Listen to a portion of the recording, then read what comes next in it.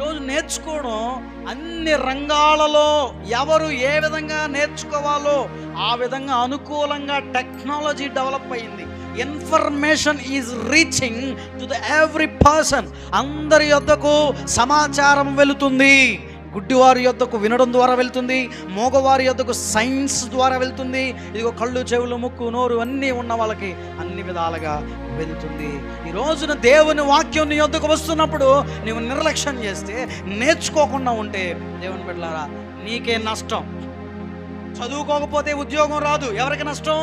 చదువుకోనందుకు వాడికే నష్టం. ఈ రోజు నందు దేవుని గురించి నేర్చుకోకుండా దేవుని మార్గంలో నడవకపోతే ఎవరికి నష్టం? మనకే నష్టం. దేవుని రాజ్యం ఉండదు.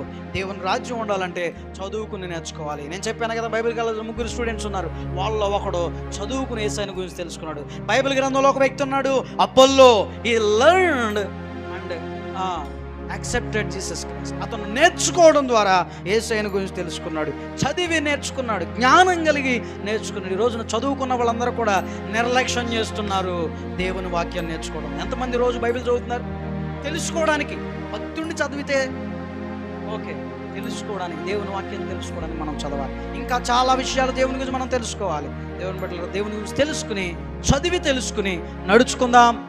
దేవుని రాజ్యాన్ని మనం సంపాదించుకుందాం. నువ్వు ప్రార్థన చేస్తే దేవుడు శక్తి ఇస్తాడు, బలం ఇస్తాడు, వివాహాలు అవుతాయి, పిల్లలు పుడతారు. దేవుడు ప్రార్థన చేయడం ద్వారా అన్నీ చేస్తాడు. కానీ నువ్వు చదువుకుని, తెలుసుకుని, నడుచుకోవడం ద్వారా, పరిశుద్ధంగా బ్రతకడం ద్వారా దేవుడు పరలోక రాజ్యాన్ని ఇస్తాడు. ఈ లోకంలో మనం ఎన్ని పొందుకున్నా చదువుకుని ఆయన తెలుసుకోకపోతే పరలోక రాజ్యాన్ని చేరము. కాబట్టి దేవుని రాజ్యం చేరాలంటే మనం ఏం చేయాలి?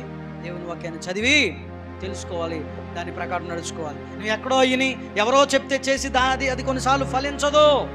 కొంతమంది రాంగ్ డైరెక్షన్స్ ఇచ్చేవాళ్ళు ఉంటారు, రాంగ్ రూట్లో నడిపించే వాళ్ళు ఉంటారు. కాబట్టి మనం దేవుని వాక్యాన్ని చదివి తెలుసుకోవాలి. కళ్ళలో ఉంచి ప్రార్థన చేద్దాం. దేవుని వాక్యాన్ని చదివి తెలుసుకుంటానని నిశ్చిత చేసుకో.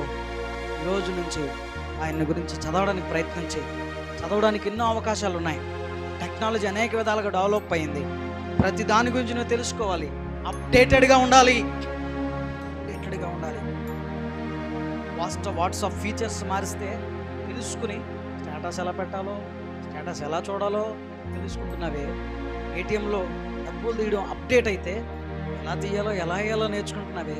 ఇదిగో నీకు పరలోక రాజ్యాన్ని ఇచ్చే దేవుని రాజ్యములో చేరడానికి దేవుని మార్గాన్ని గురించి తెలుసుకుంటున్నావా? అప్పుల్లో తెలుసుకున్నాడు. దేవుని మార్గాన్ని గురించి మరింతగా అకుల్లా, ప్రిస్కుల్లా అనే భార్య భర్తలైన దేవుని సేవకుల దగ్గర నేర్చుకున్నాడు. ఈరోజు నువ్వు ఎవరి దగ్గర నేర్చుకుంటున్నావు? ఏమి నేర్చుకుంటున్నావు? నేర్చుకుంటుంది సరైందేనా?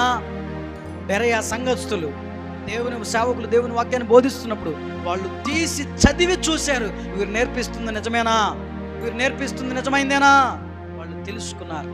ఈరోజు దేవుని బిడ్డలారా, మనం చదువుకుని నేర్చుకునే వాళ్ళంగా ఉండాలి. అపోల్లో ఆయన యూదుడు, దేవుని ధర్మశాస్త్రం పట్ల జ్ఞానం కలిగిన వాడు, దేవుని మార్గం పట్ల ఉపదేశం పొందినవాడు, ఆత్మ కలిగిన వాడు, ఆత్మలో తీవ్రత కలిగిన వాడు, యోహాను బాప్తిసం ఎరిగి యేసును గురించిన సంగతులు ఎరిగి బోధించుచున్నటువంటి వాడు.